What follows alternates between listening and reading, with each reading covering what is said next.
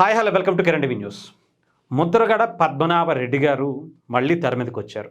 ఎక్కడ ఏంటి అంటే కొంచెం వివరంగా చెప్పే ప్రయత్నం చేస్తాను చూడండి. ముద్రగడ పద్మనాభం గారిగా ఉన్నటువంటి ఆయన కాపు ఉద్యమ నాయకుడిగా, ముఖ్యంగా కాపుల కోసం పనిచేసేటువంటి ఒక వ్యక్తిగా, మంచి కుటుంబం నుంచి వచ్చి మంచి ఆస్తిపరుడిగా ఉన్నటువంటి ఆయన్ని ఎప్పుడైతే ముద్రగడ పద్మనాభరెడ్డిగా మార్చాలని చెప్పి జగన్మోహన్ రెడ్డి గారు కంకణం కట్టుకుని ఆయన్ని పిఠాపురం మీదకి, పవన్ కళ్యాణ్ గారి మీదకి, కాపుల మీదకి ఒక ఉద్యమంలా పంపించారో దాని తర్వాత అందరికీ తెలిసిందే ఏం జరిగిందో. పవన్ కళ్యాణ్ గారిని అక్కడ ఓడగొట్టకపోతే నా పేరే మార్చుకుంటానని చెప్పి జగన్మోహన్ రెడ్డి గారు అనుకున్నట్టుగానే ముద్రగడ పద్మనాభరెడ్డి గారు పేరు మార్చుకుని రెడ్డిగా ఆయన సంబంధించినటువంటి సామాజిక వర్గాన్ని కూడా మార్చుకున్నారు. ఇకపోతే దానికి సంబంధించి ఆయనే గెజిటెడ్ అంటే పేరు మార్చుకోవడానికి కావాల్సినటువంటి ఫార్మాలిటీస్ ఏమున్నాయో అన్నీ కూడా చేసుకున్నారు. అయినా కూడా జగన్మోహన్ రెడ్డి గారికి ఇంకా చల్లార్ల, ఇంకా ఏదో ఒక రకంగా ముద్రగడ పద్మనాభరెడ్డి గారిని పీల్చి పిప్పి చేసేయాలి, ఆయన్ని, ఆయన కుటుంబాన్ని, ఆయన ఆస్తుల్ని ఇంకా కరగబెట్టేయాలి అని చాలా బలంగా ఆయన ఒక ప్లాన్ వేశారట. అదేంటంటే పిఠాపురానికి ఆయన్ని ఇన్ఛార్జిగా పంపించబోతున్నారు అని తెలుస్తూ ఉంది. ఎందుకంటే ఇప్పటికే జగన్మోహన్ రెడ్డి గారి వల్ల ఆయన పేరు పాడైపోయింది, ఆయనకున్నటువంటి ప్రతిష్టకి దెబ్బతింది. అయినా సరే ఇంకా దానికి సాటిస్ఫై ఉన్నటువంటి జగన్మోహన్ రెడ్డి గారు ఆయన జీవితం మొత్తం అక్కడతో అయిపోవాలి, ఈ దెబ్బతో అసలు ముద్రగడ పద్మనాభరెడ్డి అనేటువంటి పేరు కానీ ఆ ఊసు కానీ అక్కడెక్కడా కూడా వినిపించుకోకూడదని ఒక కంకణం కట్టుకున్నారేమో తెలియదు. మళ్ళీ పవన్ కళ్యాణ్ గారి మీదకి పిఠాపురానికి పంపించేశారు. మరి ముద్రగడ పద్మనాభరెడ్డి గారు ఇప్పుడు ఏం చేస్తారనేది అంత ఆసక్తికరంగా ఉంది. ఎందుకంటే ఆయన దీనికి ఒప్పుకున్నట్టుగానే తెలుస్తుంది. రేపో ఎప్పుడో దానికి సంబంధించినటువంటి వాళ్ళ లెటర్ కూడా రిలీజ్ చేయబోతున్నారు. ముద్రగడ పద్మనాభరెడ్డి గారికి పిఠాపురం ఇన్ఛార్జిగా బాధ్యతలు అప్పగిస్తూ ఆయన అక్కడికి పంపించబోతున్నారు అని. పవన్ కళ్యాణ్ గారి గెలుపు కోసం అక్కడ ఉన్నటువంటి ప్రజలు ఎన్ని కష్టాలు పడ్డారో మనం చూసాం. ఆ కష్టాల్లో ఒక కష్టం ముద్రగడ పద్మనాభరెడ్డి గారు కూడా. ఎందుకంటే భయపెట్టాలని చూశారు, బెదిరించాలని చూశారు, ప్రలోభ పెట్టాలని చూశారు.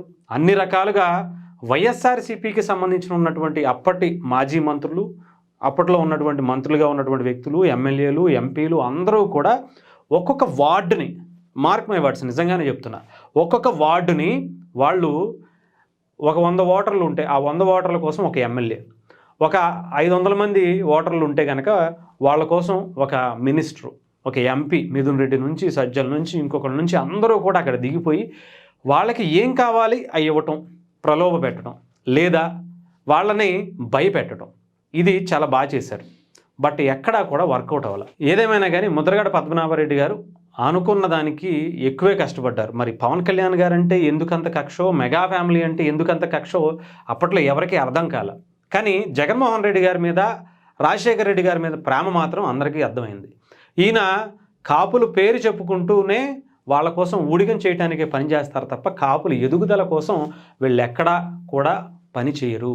ముఖ్యంగా ముద్రగడ పద్మనాభరెడ్డి గారు అంటే జగన్మోహన్ రెడ్డి గారికి, రాజశేఖర రెడ్డి గారికి ఊడిగం చేయటం తప్ప కాపుల నుంచి వచ్చేటువంటి ఒక నాయకుడిని సీఎం స్థాయి వరకు వెళతాను అంటే మాత్రం ఈయన ఊరుకునేదే లేదు. అయితే రెడ్డిలు అవ్వాలి, లేదంటే ఇంకొకళ్ళు అవ్వాలి తప్ప కాపులు సీఎం అవ్వడానికి లేదు అనేటువంటి కక్షపూరితమైనటువంటి దాంట్లోనే ఉన్నట్టుగా అనిపించింది.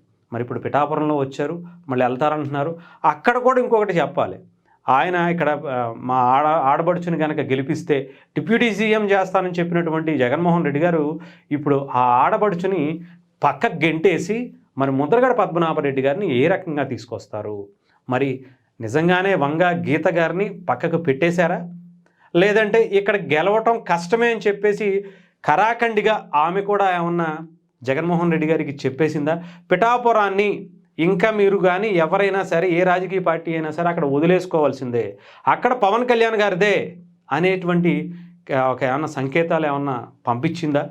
అందుకని ఏమీ తెలుసుకోలేక ముద్రగడ పద్మనాభరెడ్డి గారినే మళ్ళీ దీంట్లో ఇరికించి తొయ్యాలనేటువంటి ఒక ఆలోచనలో జగన్మోహన్ రెడ్డి గారు, వైఎస్ఆర్సీపీ ఉందా అనుకునేటువంటి పరిస్థితి కూడా ఉంది. లేకపోతే మరి అంత అన్నారు ఇంత అన్నారు కానీ మరి వంగగీత గారిని ఎంపీగా చేసినటువంటి, ఎమ్మెల్యేగా చేసినటువంటి ఆవిడ్ని, లోకల్గా ఉన్నటువంటి ఆవిడ్ని మరి ఇప్పుడు ఎందుకని బాధ్యతల నుంచి తప్పిస్తూ మరి ముద్రగడ పద్మనాభరెడ్డి గారిని తీసుకురావాలనేటువంటి ఆలోచన ఎందుకు చేశారనేది కూడా ఎవరికి అర్థం కావట్లేదు.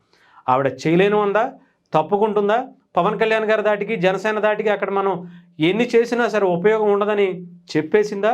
అందుకే ముద్రగడ పద్మనాభరెడ్డి గారిని కూడా ఇరికించి ఆయన జీవితాన్ని, ఆయన రాజకీయ భవిష్యత్తును కూడా సర్వనాశనం చేయాలనేటువంటి ప్లాన్లో ముద్రగడ పద్మనాభరెడ్డి గారిని కూడా పంపిస్తున్నారా అనేది కూడా చూడాలి.